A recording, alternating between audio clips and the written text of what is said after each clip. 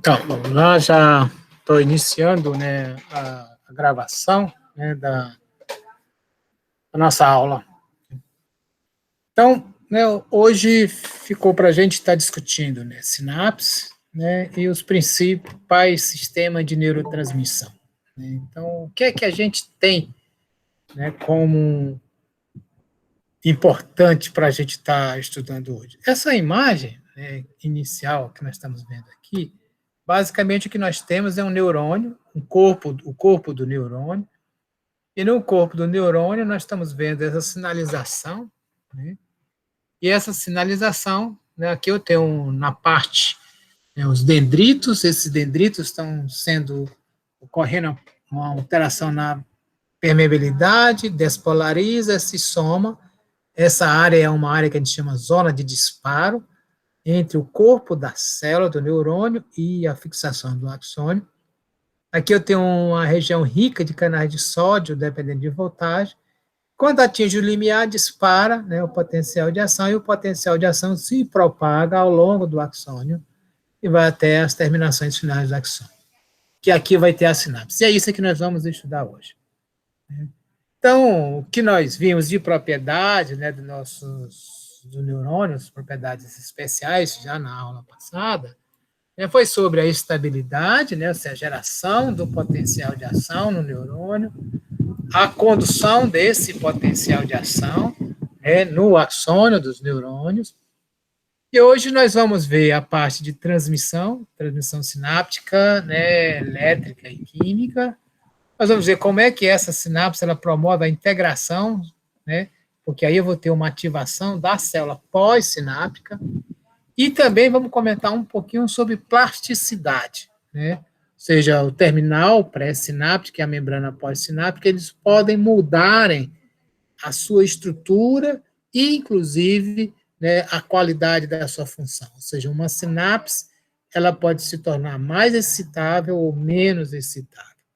E, né, uma ativação de uma sinapse de um neurônio para o outro pode estimular a formação de novas sinapses. Então, nós vimos também que no nosso sistema nervoso central, nós temos, além dos neurônios, as células da glia, que tem essa distribuição, né, em termos de composição, uma parte que nós chamamos de oligodendrócito. Os oligodendrócitos são importantes no processo, né, de organização e fixação da estrutura celular do sistema nervoso central, a organização dos neurônios.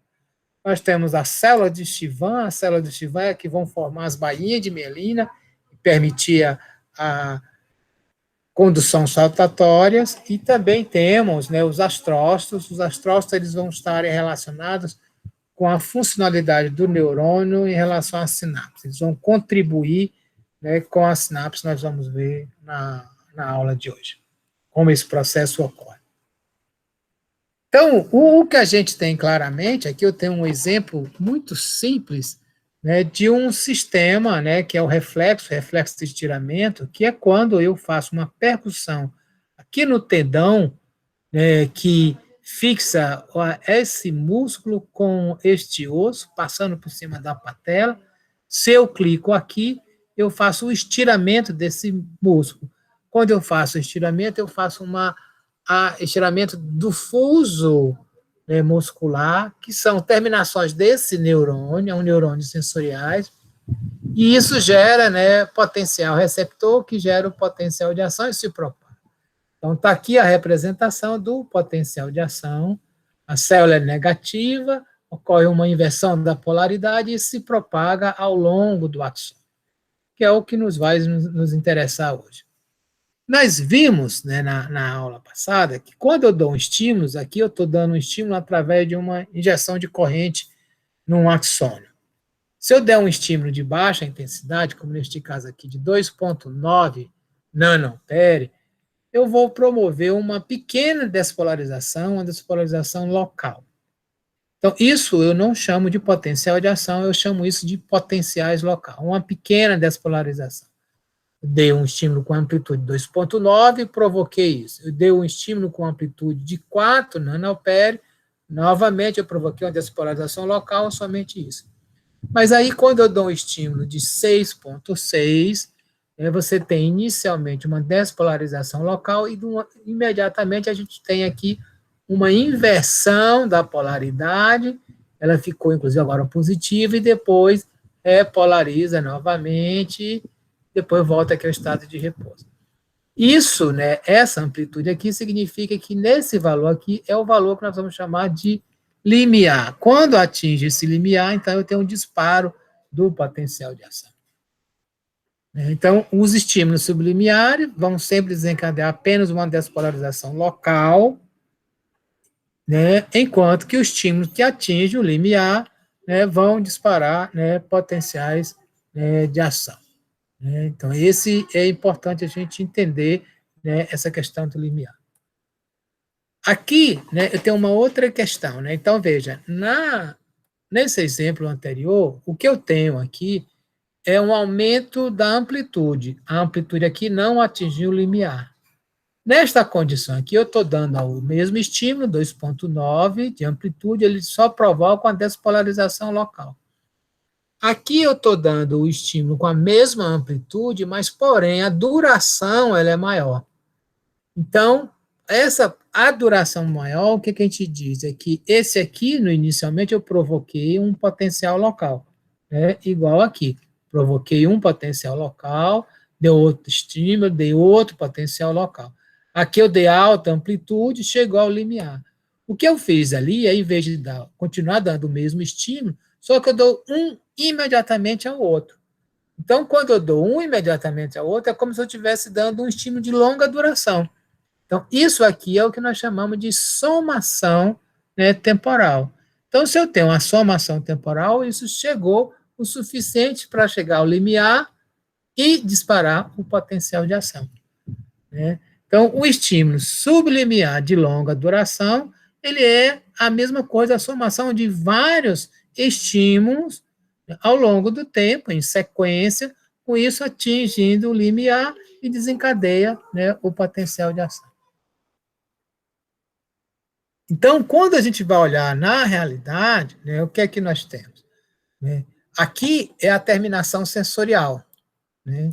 Então, veja, aqui eu tenho a terminação sensorial que detecta toda vez que eu faço um estiramento dessas terminações desses neurônios. Então, quando eu faço isso, isso vai gerar um potencial local, uma despolarização nesta região. O tamanho dessa despolarização e a duração dela vai depender da intensidade do estímulo, certo? E o que é que vai provocar é quanto eu dei o estímulo, chegou ao limiar, gerou potenciais de ação. E ele se propaga aqui pelo axônio, vai até a porção terminal do axônio e lá vai liberar neurotransmissores. Um estímulo aqui dessa amplitude gerou esse número de potenciais de ação, então eles se propagaram e gerou a liberação desse tanto de neurotransmissores. Aqui eu dei um estímulo de maior amplitude, então eu aumento a amplitude do meu potencial local.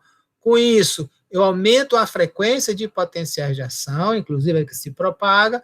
Como eu vou chegar a mais potenciais de ação na unidade do tempo, na porção terminal do axônio, vai liberar mais neurotransmissores. Aqui eu estou aumentando a duração do meu estímulo, eu aumento a duração do meu estímulo local, do meu potencial local, que é o potencial receptor, aumenta a frequência e o número de potenciais de ação gerados, o que vão se propagar, e aumenta mais ainda o número de neurotransmissores. E esse número de neurotransmissor vai ativar o neurônio pós-sináptico. Então, a gente vai ter, né, essas questões importantes, ou seja, qual é o tipo de sinal, o tipo de amplitude, de duração, se pode ou não pode ter somação, o efeito desse sinal e o tipo de propagação. Então, quando eu tenho um sinal local, que é um sinal que a gente vai dizer sinal passivo, eu vou ter basicamente dois tipos. O tipo que eu chamo de potencial receptor, né? Então, esse potencial receptor é um potencial sensorial, né? Ou eu tenho o potencial sináptico, que é o potencial pós-sináptico, que vai acontecer no neurônio pós-sináptico. Né? Esses dois tipos de potenciais, que são potenciais locais, eles são de pequena amplitude, né? São breves, né, sendo que o potencial pós-sináptico ele pode ser de longa duração, todos eles podem se somarem, né, e o efeito vai ser tanto promover uma hiperpolarização ou uma despolarização, tanto no potencial receptor como no potencial sináptico, pode promover uma hiper ou despolarização. E a propagação é fásica, né, é passiva, melhor dizendo, tá? E ela, inclusive, vai diminuindo de amplitude. Já o potencial de ação, né, que ele vai ser um potencial de longa duração, né, de 70 a 110, né, milivolts, ou seja, larga amplitude, desculpa. A duração ela vai ser breve, né, de 1 a 10 milissegundos. Ele não vai se somar, porque ele vai obedecer à lei de tudo ou nada. Chegou ao limiar, dispara o potencial de ação. Sempre o potencial de ação vai ser um processo de despolarização e ele vai ser ativo, né? Ou seja, ele tem condição de se propagar ao longo do axônio, enquanto existir canais de sódio dependendo de voltagem. E é claro, eu já comentei isso na aula passada, os potenciais de ação são dependentes da estrutura, né, de cada neurônio. Então, cada neurônio tem um modelo do seu potencial de ação. Aqui a gente tem vários tipos de potencial de ação. Isso aqui é um potencial de ação importante, né, que é, por exemplo, ele é autoexcitáveis. Veja que esse outro aqui tem altíssima frequência, aqui o outro, né, autoexcitáveis de, né, uma frequência mais baixa. Tá? Aqui a gente tem os vários tipos de potenciais de ação, e uma das coisas que eu queria chamar a atenção de vocês é assim, o que é que gera, né, esses diferentes tipos de potenciais de ação? São as características bioquímicas da membrana. Ou seja, como o potencial de ação ele vai depender, né, dos canais iônicos, dependendo de voltagem, né, então eu tenho canais diferentes, eu tenho diversos tipos de canais de sódio dependendo de voltagem. Eu tenho diversos tipos de canais de potássio dependendo de voltagem. E esses canais vão gerar correntes que vão gerar potenciais de ação com formatos diferentes. Mas todos esses potenciais de ação, eles vão seguir, né, a lei de tudo ou nada. Atingiu o limiar, dispara o potencial de ação. Uns com frequências mais rápidas, outros com frequências mais lentas, outros, né, que demoram mais, outros são mais rápidos.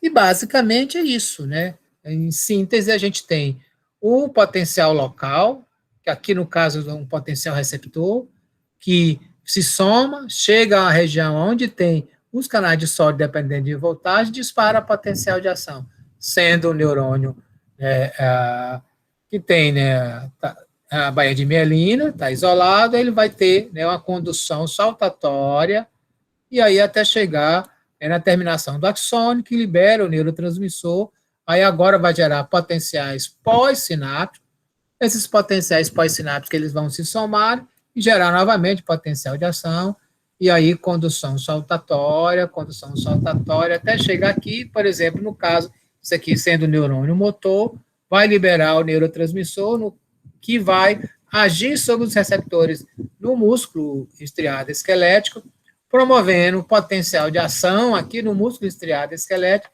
e esse potencial de ação do músculo vai gerar a entrada de cálcio e vai gerar a contração, né, do músculo e gerar o movimento. Okay? Então, tem toda uma sequência disso. Então, o sinal neural, no caso, o potencial de ação, ele é importante para todos esses eventos, tanto para a informação sensorial chegar até o cérebro, e para o cérebro, por exemplo, comandar, né, a contração muscular e outras coisas. E essa transmissão do potencial de ação ao longo do axônio, ela vai acontecer exatamente aqui. Então, o que a gente está representando, né, nesta figura animada, nesse GIF animado aqui, né?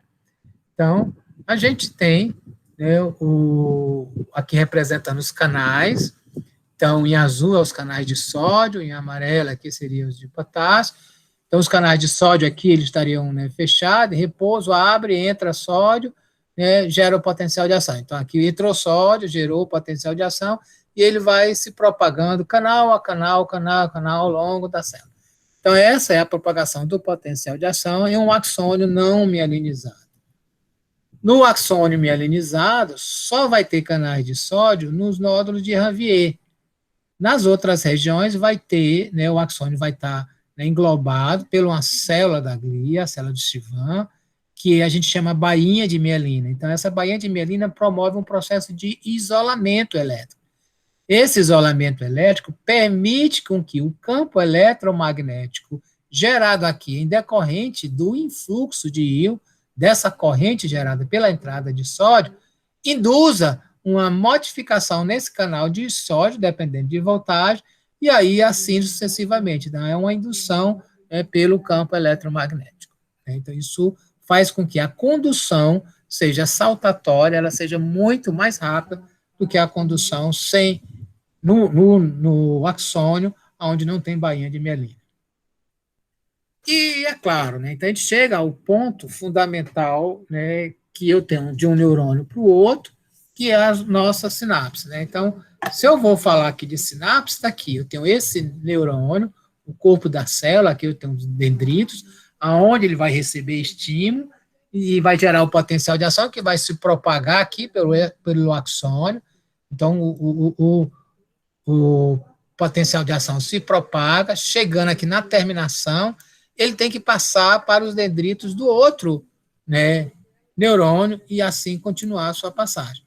Isso aqui vai ser o que nós vamos chamar de sinapse. Então, a sinapse vai ser a comunicação entre um neurônio e outro, né, ou entre um neurônio e uma célula muscular.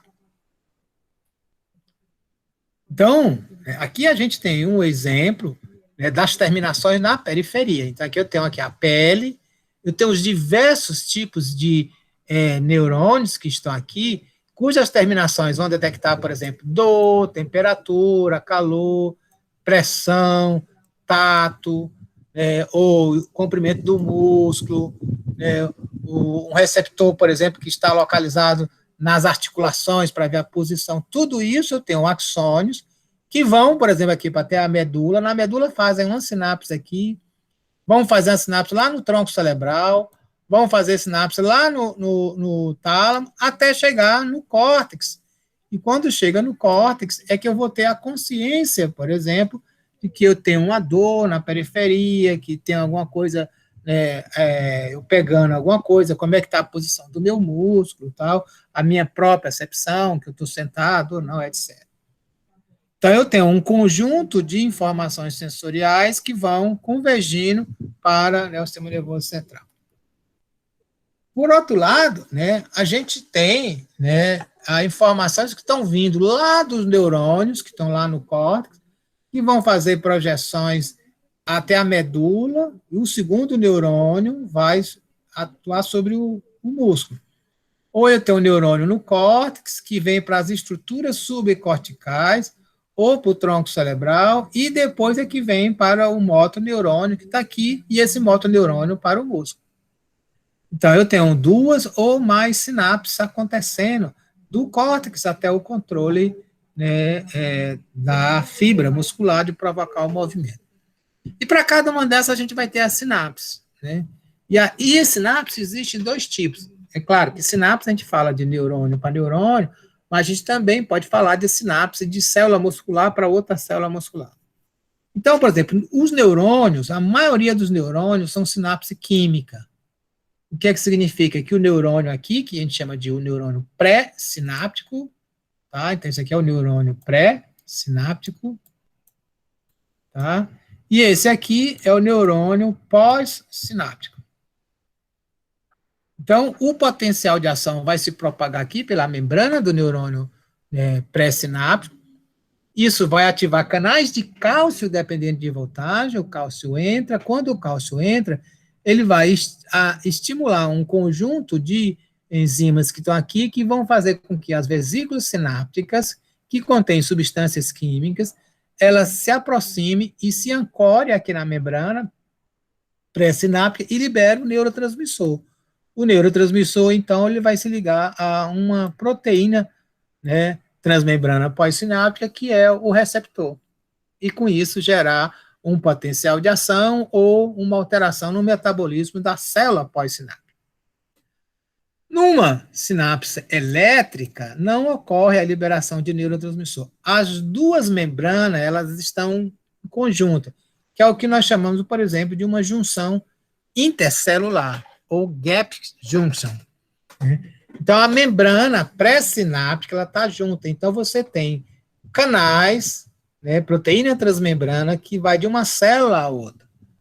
Isso faz que eu não tenha liberação de, né, substância química. O potencial de ação se propaga aqui e passa diretamente para, né, a membrana pós-sináptica.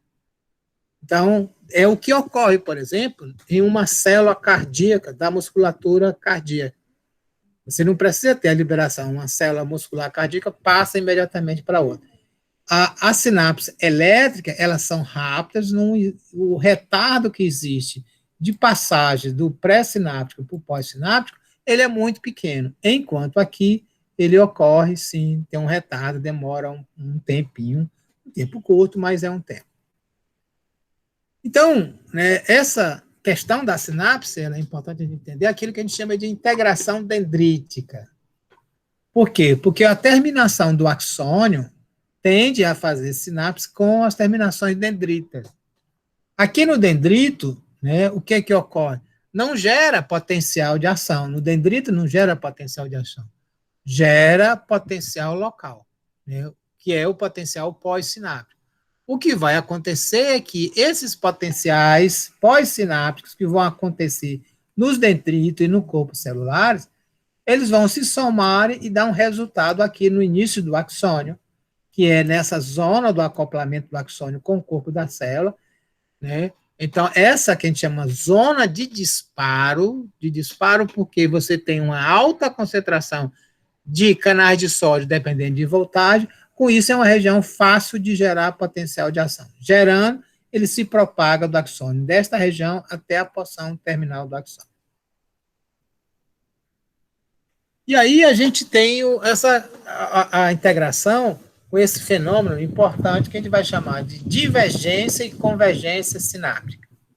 Então, imagine nesta condição aqui, eu tenho um único neurônio, esse neurônio emite um axônio, sendo que esse axônio ele se divide aqui, por exemplo, em 3, um e o outro. Então, esse axônio aqui dividiu em 3. Então, este neurônio ele vai fazer sinapse com outros 3 neurônios. Então, promoveu divergência. Cada um desses vai fazer com 2. Então, novamente, uma divergência. Então, olha, esse neurônio aqui, quando ele é ativado, ele vai ativar todos esses aqui. Então, por isso que a gente chama de divergência. Um neurônio vai ativar vários. E aqui é o inverso, né? Eu tenho vários neurônios, este neurônio fazendo sinapse com esse, este neurônio fazendo sinapse com esse, e este com esse, este fazendo sinapse com esse, e este com esse, e assim sucessivamente. Então, em cada nível. Então, nesse nível 1, eu tenho 1, 2, 3, 4, 5, 6, 7, 8, 9 neurônios. Nesse outro nível, que eu vou chamar aqui de nível 2, eu tenho só 3. Né? E nesse outro nível, que eu vou chamar aqui de nível 3, eu tenho só um neurônio. Então, veja que eu tenho aqui o que eu vou chamar de convergência. Eu tenho vários neurônios que vão fazer sinapse com menos neurônios até fazer sinapse com um único neurônio. Olha, o que a gente vê claramente? Aqui eu tenho uma amplificação e aqui eu tenho uma diminuição desse processo de amplificação. Né? Professor? Diga. É possível que nesse mesmo conjunto de neurônios, vamos fazer assim, hajam sinapses pré ou sinapses químicas, como também as elétricas? Ou sempre, por exemplo, nesse exemplo da via divergente, sempre vão haver sinapses elétricas ou químicas? Ou elas não, você pode ter sinapse elétrica e sinapse química. Então, você poderia, por exemplo, ter esse neurônio aqui, né, fazendo sinapse química aqui, certo? Isso aqui é uma sinapse química, e todas as sinapses aqui ser elétricas, né? E assim, por que essa sinapse aqui seria elétrica? Vamos imaginar que é um conjunto de neurônios que são responsáveis pela contração da musculatura respiratória. e que ela precisa ser sincronizada. Então, não deve haver, né, atraso nessa sinapse, tem que ser uma coisa muito ajustada, sincronizada. Então, ocorre tudo simultaneamente. Então, isso pode acontecer. No geral, no sistema nervoso central, a gente tem poucas sinapses elétricas, né? Mas em alguns neurônios tem, né? Principalmente os neurônios que estão relacionados com o movimento respiratório. Esses movimentos involuntários, no caso, né? De respiração. Isso. E que precisam ser ritmados, entendeu? Entendi. Perfeito. E aí, né, o que é que vai acontecer numa célula pós-sinapse, na sinapse? Né? Então, imagine que aqui eu tenho, isso aqui é pré-sinapse, e aqui é a membrana pós-sináptica. Na verdade, quando eu libero um neurotransmissor, ele vai se ligar à proteína transmembrana, que a gente vai chamar de receptor. Esse receptor, ele pode ser um canal iônico. Esse canal iônico, você permite, por exemplo, a entrada de um íon, pode ser, por exemplo, um íon sódio, e vai promover uma despolarização. Pode ser um canal iônico, que é um canal iônico para o cloro entrando vai gerar uma hiperpolarização. Ou esse receptor, ele pode estar ligado a uma proteína dentro da célula, e a ativação dessa proteína pode gerar a ativação de um canal, ou ela pode gerar alteração no metabolismo da célula. E é isso que vai explicar a diferença que nós chamamos de, né, receptores ionotrópicos, ou seja, de íons, que são receptores que são canais iônicos, ou metabotrópicos, que são, né, receptores relacionados com o metabolismo. Né? E como a gente viu que eu tenho várias, né, sinapses, então imagine aqui neste caso, né, pode ser que esse neurônio sozinho, quando faz sinapse aqui, ele não ative esse neurônio, mas quando junta esse e esse, se soma, tem um processo de somação temporal, e isso atinge o limiar. Um isolado, mas os dois juntos, gera a capacidade de atingir o limiar, que é o que ocorre aqui. Né? Se eu der totalmente separado, não vai a somação, mas se eu der um colado do outro, ó, juntou o estímulo A1, A2, atingiu o limiar, gerou o potencial de ação. Aqui, né, nenhum não foram capazes de atingir o limiar, mas os dois muito próximos atingiu o limiar e gerou, então, o potencial de ação. Então, quando a gente vai olhar na realidade, como é a terminação de um dendrito, então isso aqui é um axônio, o corpo da célula, o dendrito, e aqui eu estou ampliando o dendrito. Isso aqui é um terminal do dendrito. E esses padrões aqui, que a gente chama isso aqui, é as espículas. Essas espículas é onde se formam as sinapses. Então, na verdade, um dendrito tem um conjunto muito grande, né, de espículas, e cada espícula dessa vai fazer uma sinapse. Então, imagine que aqui, neste exemplo, eu tenho aqui esse neurônio, ele está recebendo, né, 3 sinapses, né, para simplificar. Na verdade, são milhares e milhares. Cada neurônio pode receber aproximadamente até 20 mil sinapses. Né? Então, o que é que ocorre? Aqui eu tenho 3, todas as 3 são excitatórias, está aqui o positivo. Se elas estão excitatórias, elas vão promover potenciais pós-sinápticos, que são potenciais locais, que ao se propagar vão diminuindo de sua amplitude, mas que eles chegam até a zona de disparo simultaneamente, então gerando a somação temporal ou somação espacial, né, atingindo o limiar, gerando então o potencial de ação que se propaga, né, pelo, né, o axônio. Mas eu posso ter uma condição, né, aqui nesse exemplo que nós mostramos, nesse exemplo que nós mostramos anteriormente, eu tinha 3 sinapses excitatórias. Neste outro diagrama, a gente tem 2 sinapses excitatórias e uma sinapse inibitória. Agora, a somação vai ser de 2 sinais excitatórios e um inibitório. Pode ser que, neste caso, não gere, né, não chegue ao limiar, com isso, você não gera potencial de ação. Então, só iria gerar potencial de ação se essa sinapse inibitória aqui não tivesse, né, acontecendo. Então, né, esse aqui é o processo. Né? Eu vou ter sempre, né, a formação desse jeito. Eu vou ter várias sinapses E essa sinapse em conjunto é que vai gerar o meu resultado final, que vai fazer nova sinapse e assim sucessivamente. Né? Então, a integração sináptica ela é importante, porque eu sempre vou ter neurônios excitatórios e neurônios inibitórios. O resultado final vai ser a integração desses sinais. E como vai acontecer os fenômenos, né, da sinapse inibitória ou excitatória? Então, nós vimos as propriedades da sinapse e vamos ver as ações, né, dos neurotransmissores, que são ionotrópico e metabotópico, para a gente poder ver e entender o excitatório e inibitório. Então, quando a gente fala, né, ação ionotrópica de um neurotransmissor, isso significa que ele vai alterar a membrana pós-sináptica, produzindo um potencial pós-sináptico excitatório ou um potencial pós-sináptico inibitório. A ação metabotrópica é quando a ligação do neurotransmissor ao receptor vai provocar ou uma alteração no metabolismo intracelular do neurônio pós-sináptico, ou pode, inclusive, alterar a ativação do genoma do neurônio pós-sináptico. Então, vamos ver cada condição dessa, né? Então, o potencial receptor propriamente dito. Eu posso ter, né, o potencial de ação, se propaga, vem aqui, libera o neurotransmissor se liga ao canal iônico, então, esse aqui é um receptor ionotrópico, e se for a abertura de um canal, né, de sódio, entra sódio, quando o sódio entra, ele faz uma despolarização local. Então, é um potencial pós-sináptico excitatório, porque promove uma despolarização local.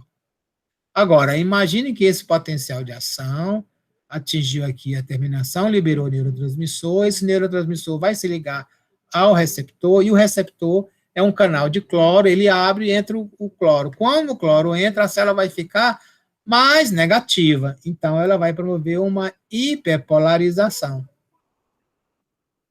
Então, esse aqui é um potencial pós-sináptico inibitório, e aqui um potencial sináptico excitatório. Então, aqui é um PEPS, né, ou um PIPS. E aí eu tenho diversos neurotransmissores, né? Alguns neurotransmissores são aminoácidos, né, o GABA, glutamato, a glicina, o aspartato. Alguns neurotransmissores são aminas, que a gente chama de aminas biogênicas, como a acetilcolina, a adrenalina, a dopamina, a histamina, a noradrenalina, a serotonina e etc. Algumas purinas, a adenosina, funciona também, alguns peptídeos e alguns gases, como óxido nítrico. Nós vamos detalhar alguns deles que são importantes. Para a formação desses neurotransmissores, o que é que a gente tem? O corpo da célula produz, vias, né, os neurotúbulos, que eu já comentei para vocês, transportam e eles vão ser armazenados aqui nas vesículas sinápticas.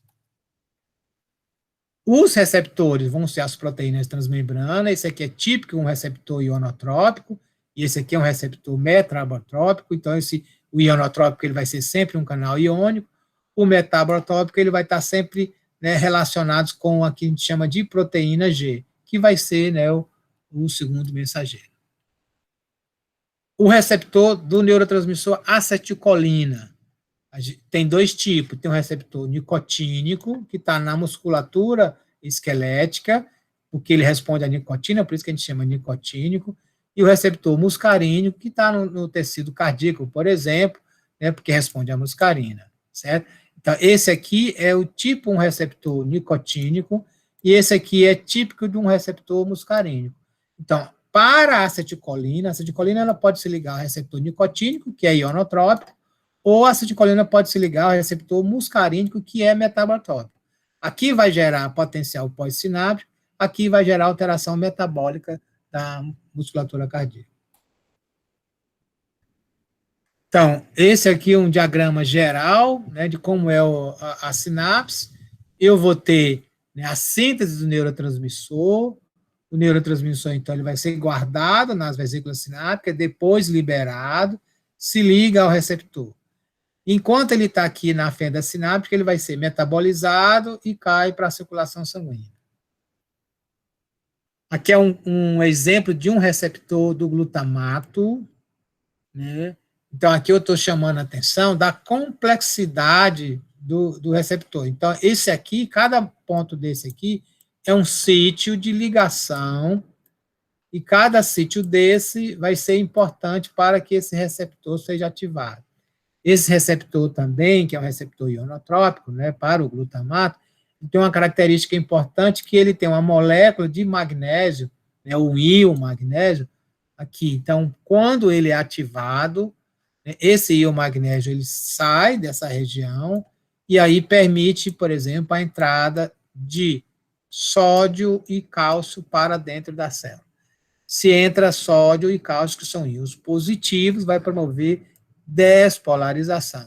Atingindo o limiar, gera um potencial de ação. O glutamato vai ser o neurotransmissor essencialmente excitatório. Professor, uma questão importante. Diga. Sobre o potencial pós-sináptico, a gente pode generalizar. Sempre que houver despolarização, esse potencial pós-sináptico é excitatório, e Isso. sempre que houver hiperpolarização, é inibitório. Inibitório, perfeito, isso mesmo. Certo.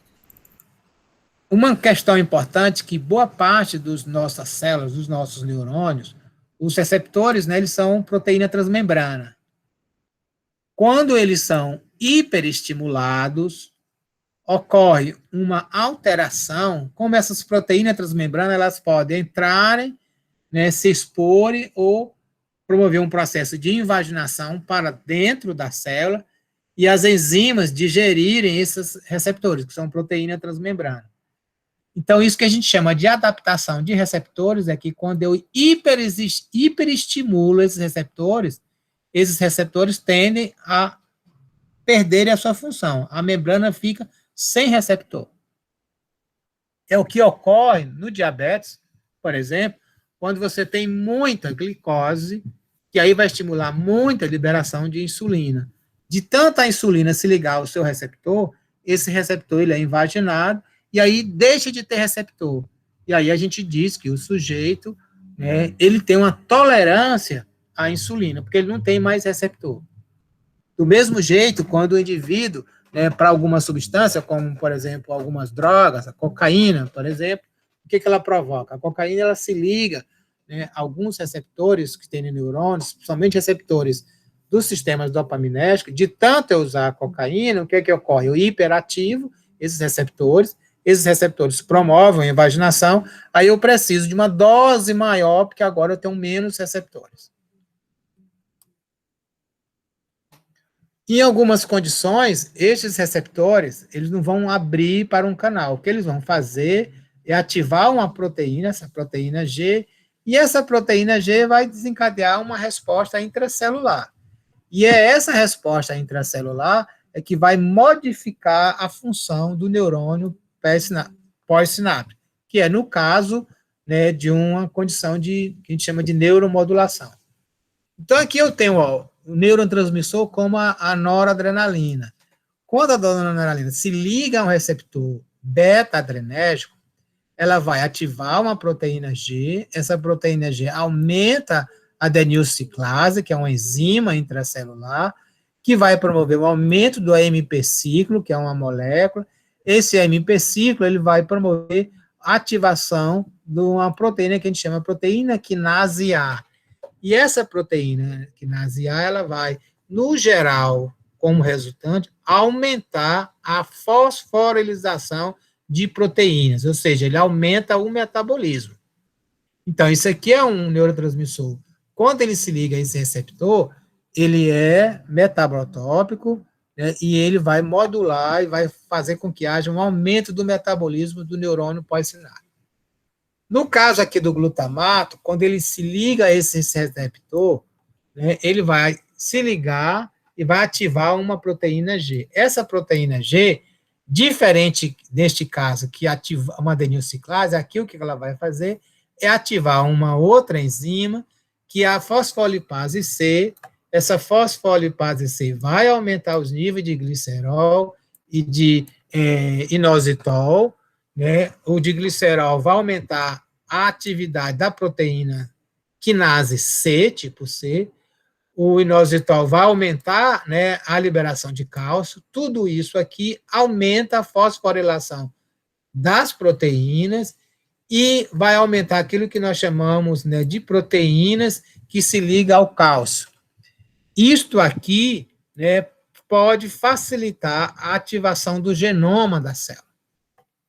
Neste caso aqui, ó, eu tenho uma dopamina. A dopamina, neste caso aqui, quando ela se liga ao receptor 2, ela vai se ligar, ativar a proteína G, e neste caso, diferente desta via que ativa a adenilciclase, aqui ela vai inibir a adenilciclase, que vai inibir o AMP ciclo, que vai inibir a proteína quinase A, com isso ela faz diminuir a desfosforilação.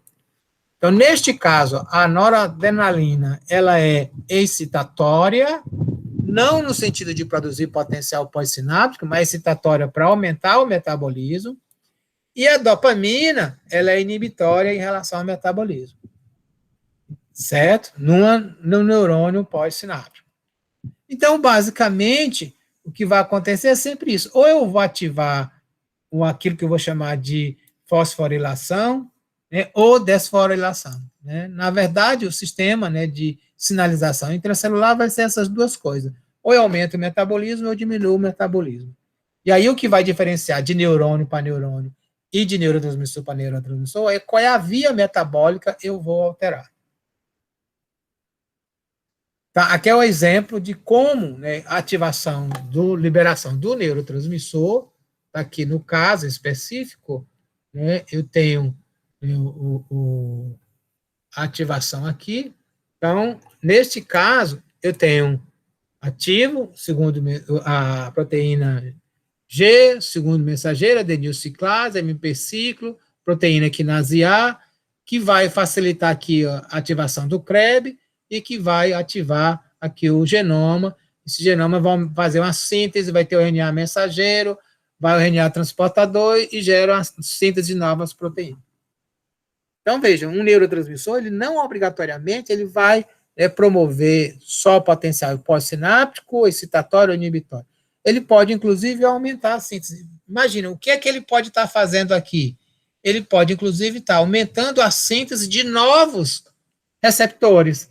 Então, se ele aumentar a síntese de novos receptores, eu vou ter agora novos receptores. E quando eu tenho novos receptores, essa célula ficou mais excitáveis. Tá, então, o que a gente viu nesse aspecto? Então, quem são esses neurotransmissores? Né? Então, basicamente, eu vou ter os neurotransmissores, neuromoduladores, né? E o que eles vão ser liberados? Eles vão ser armazenados em vesículas sinápticas. Aí essa vesícula, ela se aproxima aqui da membrana pós-sináptica do neurônio pré-sináptico, ela se funde, libera o neurotransmissor. Depois, essa parte da membrana que se fundiu aqui, ela é recuperada. Eu tenho um conjunto de proteínas que eu chamo complexos de receptores, né, a proteína sináptica, que são essas proteínas aqui, que são fundamentais para promover, né, esse acoplamento da vesícula sináptica com a membrana sináptica e promover a liberação, né, dos neurotransmissores. Então, exemplo do neurotransmissor, a noradrenalina. A noradrenalina, né, ela vai ser, né, produzida a partir, né, de uma amina biogênica. Então, eu tenho aqui um exemplo. Então, eu tenho aqui a tirosina, que é o meu aminoácido, que vai ser transformado em L-dopa.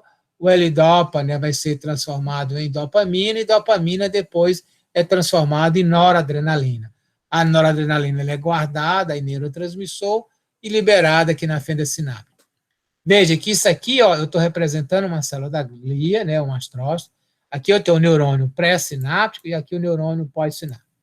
Então, no neurônio pós-sináptico, eu vou ter a produção do neurotransmissor, entra no neurônio o aminoácido, que é a tirosina, faz toda essa cadeia, e dentro da vesícula é que eu formo, né, a noradrenalina, ela fica guardada. Quando a noradrenalina é liberada, ela vai agir num receptor pós-sináptico, né, ou então no receptor pré-sináptico. No pós-sináptico, ela vai gerar ou um potencial de ação pós-sináptica, ou um potencial de ação pós-sináptico excitatório, inibitório, ou ela vai agir né, no neurotransmissor, no receptor metabotrope que promoveu a alteração metabólica.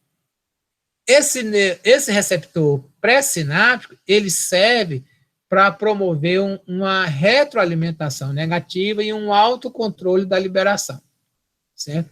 Também existe o que nós chamamos de transportadores. O neurotransmissor está aqui na fenda sináptica e eu tenho moléculas que pegam esse neurotransmissor e traz de volta para dentro do neurônio pré-sináptico, guardando novamente ele na vesícula sináptica. Aqui eu já tenho o exemplo da serotonina, que no caso eu vou absorver o triptofano vai ser metabolizado até a serotonina, que vai agir no neurônio pós-sináptico, no seu receptor ou no autorreceptor.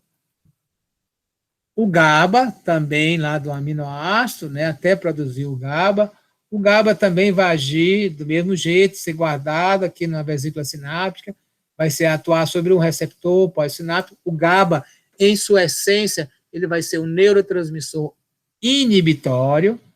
O GABA ele tem uma característica que é a célula da glia, o astrócito, que está aqui próximo dessa vesícula, ele recapta o GABA, então, com isso, ele modula a ativação do GABA aqui nessa fenda sináptica. O glutamato, que vai ser, em essência, um neurotransmissor excitatório. Então, o glutamato é um aminoácido, ele vai ser captado, armazenado na vesícula sináptica e liberado, e vai poder atuar num receptor pós-sináptico, né, ionotrópico ou no metabotrópico, dependendo do que está presente. Também eu tenho o receptor pré-sináptico, que faz autorregulação. O glutamato, que está na fenda sináptica, ele pode ser recaptado para o neurônio pré-sináptico, ou captado pela célula da glia, e na célula da glia ele depois é transmitido para o outro neurônio. A acetilcolina, né, uma outra substância também que é usada como, né, o neurotransmissor, também ela é guardada na vesícula sináptica, liberada.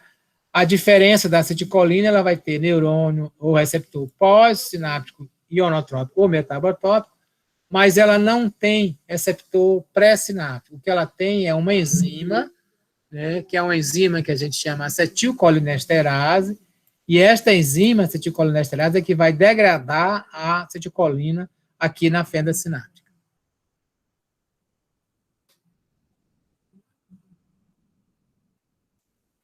Então, a acetilcolina, né, aqui a acetilcolinesterase, né, existem várias substâncias, como o gás sarin, organofosforado, que é o paration, a succinilcolina, que é um pré-anestésico, todos eles inibem essas enzima, que com isso ela inibe, acaba provocando uma perda da função dessa sinapse e uma parada, né, na atividade muscular. É o gás sarin, que é uma substância que foi usada, né, como agente laranja na época da guerra do Vietnã, né, e o que ele usa, por exemplo, ele faz isso, a pessoa morre de parada respiratória. O paration, que é um inseticida, né, então, o que ele faz exatamente, ele mata o inseto, né, por parada respiratória. E se a pessoa for contaminada, também pode morrer de parada respiratória. O outro neurotransmissor, orexina, ele está localizado lá no hipotálamo lateral, né? Na verdade, ele tem esses dois nomes, orexina ou hipocretina, né, mas é uma substância só. A orexina, que vem da alimentação, né, uma substância que está relacionada com o aumento da ativação alimentar, mas também, né, com a manutenção da vigília e a inibição do sono. Aí a gente tem os neurotransmissores especiais, no caso a adenosina, isso aqui é o ATP, né, ATP, né, o 3-fosfato, e aqui a adenosina. A adenosina é uma molécula da adenina mais uma ribose. Então, isso aqui é a adenosina. Durante, né, o processo de metabolismo do neurônio, ele vai liberando um fosfato, 2, 3. Então, quando ele perde os 3 fosfatos, fica só a adenosina.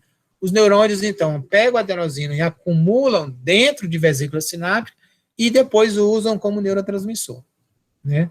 Uma das coisas que a gente fala é que, por exemplo, o café tem a cafeína. O que é que a cafeína faz? No nosso cérebro, a cafeína, ela bloqueia os receptores da adenosina.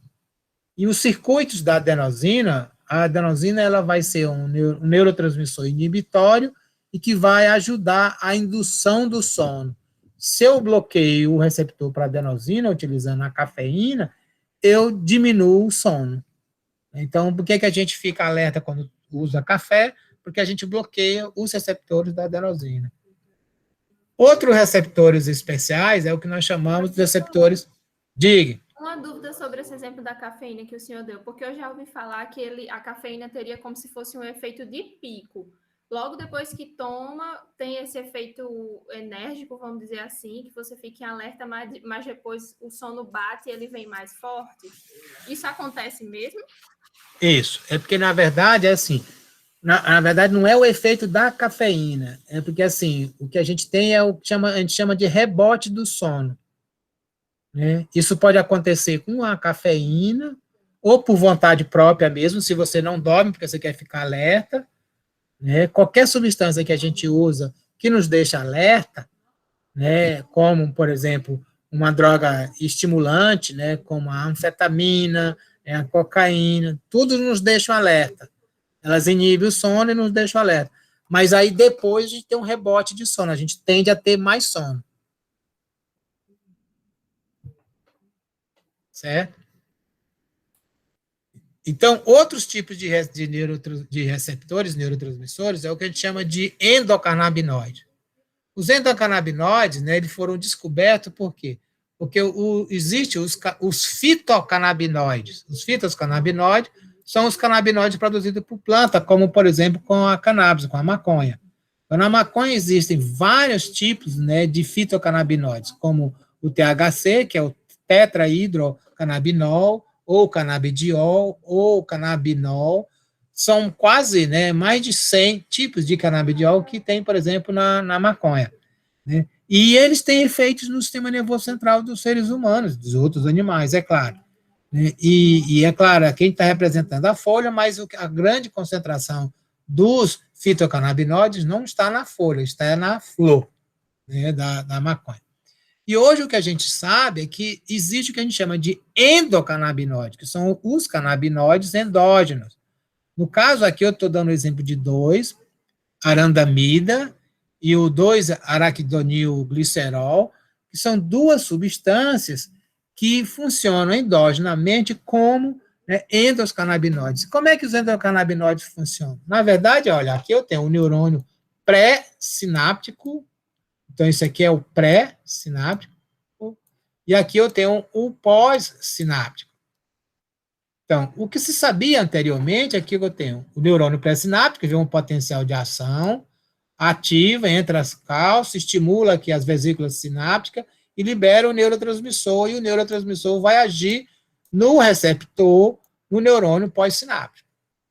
A questão é que quando existe uma hiperativação, eu tenho liberação de muito neurotransmissor, ativa exageradamente, há um aumento da liberação do cálcio intracelular, e esse aumento do cálcio intracelular ele vai gerar um conjunto de ativação na membrana dessa célula, e isso vai promover a liberação pelo neurônio pós-sináptico dos endocannabinoides, como, por exemplo, anandamida. E aí os endocannabinoides são liberados pelo neurotransmissor pós-sináptico e vão agir nos receptores, que são os receptores tipo CB1 ou tipo CB2, que estão na membrana pré-sináptica. Então, os endocannabinoides são neurotransmissores retrógrados. E ao se ligar a esses receptores, eles vão promover o quê? Uma inibição da liberação de neurotransmissor. Então, o que ocorre? Eu tenho aqui uma via excitatória do pré e para o pós-sináptico. Quando essa via ela fica muito excitada, o neurônio pós-sináptico promove uma resposta liberando endocannabinoides, e eles vão se ligar aos seus receptores pré-sinápticos, promovendo, então, uma redução da atividade desses neurônios, né, pré-sinápticos.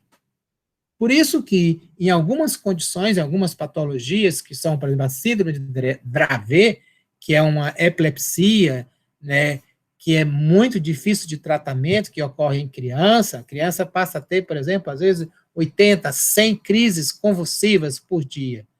E aí, por que os fitocannabinoides usam? Porque, na verdade, você tem, né, na síndrome da Dravet, uma hiperativação de algumas vias.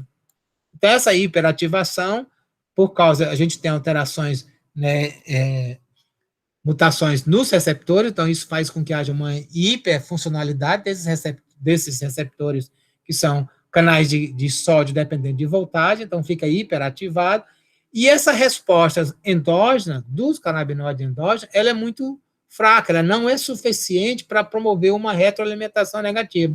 E aí você usa, né, fitocannabinoides endógenos, né, produzido, por exemplo, como o canabidiol, né, o extrato, né, oleoso, né, da planta, da cannabis, e essa quantidade é suficiente para atuar sobre esses receptores e bloquear esta via. Com isso, você bloqueia, né, as crises convulsivas.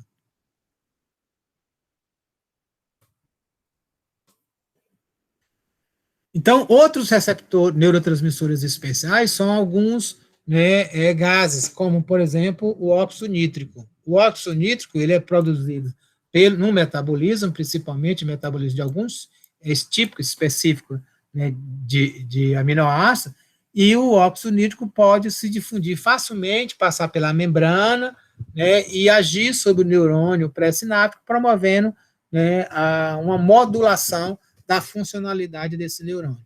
Também, então, o óxido nítrico, que são os neurotransmissores gasosos, é um processo de retroalimentação. O outro aspecto que eu queria chamar a atenção é que em um neurotransmissor, em uma sinapse, um neurônio, ele pode liberar mais de um neurotransmissor. Às vezes, ele vai liberar, né, por exemplo, glutamato, dopamina, noradrenalina, tal, certo? Às vezes não tem só um neurotransmissor, ok?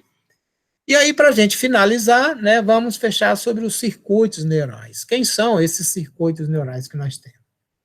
A gente vai dizer que existem circuitos curtos, ou seja, são os interneurônios. Principalmente, nos circuitos curtos, eles usam, né, como neurotransmissor o GABA, a glicina, dois, né, aminoácidos, as endorfinas e também o glutamato.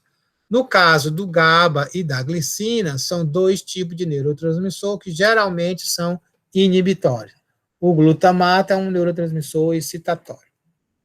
Já os circuitos longos são dos neurotransmissores dopamina, noradrenalina, serotonina, acetilcolina, histamina, orexina e etc. Vamos ver como é que se caracteriza isso. Então, por exemplo, o circuito dopaminérgico, o que eu vou ter são grupos de neurônios que estão lá no tronco cerebral, lá no nosso tronco cerebral, né? E esses neurônios, eles se projetam difusamente aqui para a região dos núcleos caudados, fazendo a modulação motora, ou eles se projetam aqui para a região frontal diretamente. Então, veja, os neurônios dopaminérgicos estão localizados só aqui na substância negra ou na área tegmental ventral. Mas os axônios desses neurônios se projetam para a região frontal, ou seja, para um circuito longo. Os neurônios que produzem, né, as acetilcolinas, que são colinérgicos, eles estão aqui, lá nos núcleos mesencefálicos, e se produzem, né, se projetam para o prosencéfalo. No prosencéfalo tem outros neurônios, né, colinérgicos que se projetam para toda a área cortical, né, então, difusamente para o córtex. Além disso, se projetam para a medula, para modular as respostas, né, motoras ou viscerais, né. Esses circuitos colinérgicos que aqui estão representando, né, eles têm uma relação importante para a manutenção da nossa vigília e para a nossa memória.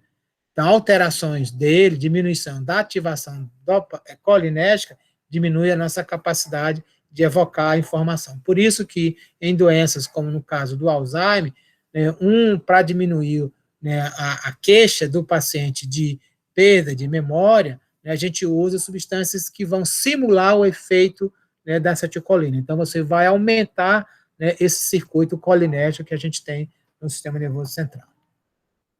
O circuito noradrenérgico, né, eu tenho aqui neurônios que estão localizados lá, também lá no mesencéfalo, lá no lóbulo cerúleus. Esses neurônios aqui, eles se projetam tanto para o tálamo, como diretamente para todo o córtex. Então, eles vão ser ativadores do córtex, deixarem a gente na vigília. O circuito serotoninético, do mesmo jeito, então, tem aqui os núcleos da RAF, o corpo do neurônio está aqui, e os seus axônios se projetam para toda a região, né, do nosso cérebro. Então, veja que são circuitos longos. Todos esses circuitos que eu mostrei para vocês, que são longos, eles formam em conjunto aquilo que a gente chama de sistema ativador reticular, né, descendente. Ele vai ser formado pelo circuito dopaminético, colinético, noradrenérgico, né, serotoninético, né. Então, esses neurônios, o que eles fazem? Eles são importantes para ativar o nosso córtex. Então, enquanto nós estamos acordados, estamos em vigília, é preciso que esses neurônios estejam, né, toda hora mandando e promovendo potenciais pós-sinápticos aqui, né, promovendo uma dessincronização cortical, e a gente fica em vigília e mais ativo. Além desses circuitos que a gente chama SARA, existem outros circuitos, como, por exemplo, o estaminérgico, que é a histamina. Então, tem neurônios localizados lá no hipotálamo posterior, né, que eles se projetam tanto para o córtex como para o tronco cerebral e são excitatórios. Quando a gente toma, às vezes, um antialérgico, que tem a função de bloquear a liberação da histamina que está na nossa pele, que está dando aquela sensação vermelhidão, aquela coceira, aí eu bloqueio a histamina periférica. Só que essa droga, se ela entrar no sistema nervoso central, ela vai bloquear também esses circuitos estaminérgicos, e é por isso que a gente, às vezes, tem sonolência quando usa, né, um antialérgico, porque ele bloqueia o sistema estaminérgico. Um outro sistema, que é a da orexina, né, que eles são, os neurônios, os corpos dos neurônios estão exclusivamente localizados aqui no hipotálamo lateral, mas eles se projetam para todo o córtex e para a região aqui do tronco cerebral, para a medula, né, e eles também são fundamentais para a manutenção da gente estar em vigília, né. Então, na verdade, a gente tem esse conjunto de circuitos neurais, e hoje é uma das coisas que a gente estuda, que nós chamamos de conectoma, né, que esta é a página do projeto Conectoma. Então, na verdade, o que a gente tem, se estuda no mundo inteiro, né, é ver como é que haja essas conexões entre determinadas áreas, os tipos de neurotransmissores envolvidos, e a ideia é construir, né, um padrão ou uma lógica, né, desses conectomas, e como esses conectomas, essas projeções, alterações nela podem gerar determinados tipos de doença. Então, esta é uma nova abordagem hoje que a neurociência clínica tem, no sentido, né, de entender, e aí, claro, buscar e pensar em estratégias terapêuticas, né, para o tratamento de algumas doenças neurológicas. Ok? Então, a nossa atividade de hoje, né, seria essa, né, para a gente finalizar essa parte básica, né, do sistema nervoso central. E aí o que a gente vai ter, né, agora nas próximas aulas é ver o processo, né, sensorial, ou seja, como é que o nosso organismo, através do sistema nervoso central, consegue detectar, né, ou perceber a nossa própria pele, por exemplo, a nossa temperatura, perceber dor, etc. Como é que nós usamos, por isso, que nós chamamos de sensibilidade geral, ou como nós usamos a nossa sensibilidade específica ou especial, como a visão, a audição, a gustação e a olfação, etc., que é o que nós vamos, né, estudar na próxima semana. Tá? Então, dúvida, questão, né, eu fico agora à disposição de vocês, né, se alguém tiver alguma questão ou algum comentário, né, etc.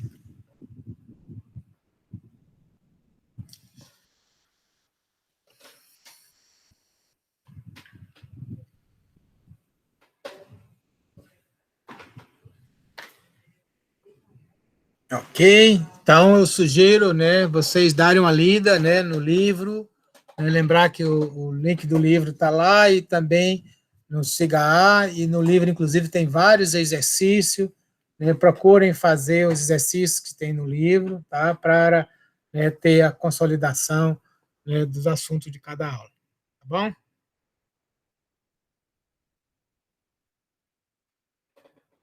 Oh, desculpe, qual capítulo? Eu agora não lembro qual capítulo da aula. É o capítulo 8. Isso. Eu acho que é o capítulo 8 mesmo. Essa é a finalização do capítulo 8. Isso, continuação do capítulo 8, exatamente, que é o capítulo do sistema nervoso central. Perfeito.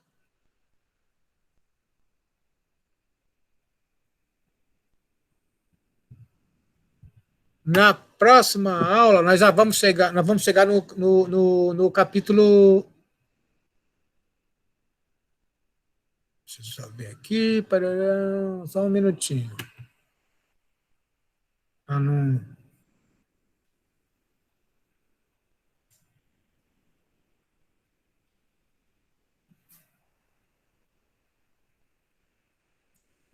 Então, na próxima aula, nós vamos pegar o capítulo 10. Ok? Próxima aula, na próxima aula é capítulo 10. Fisiologia sensorial.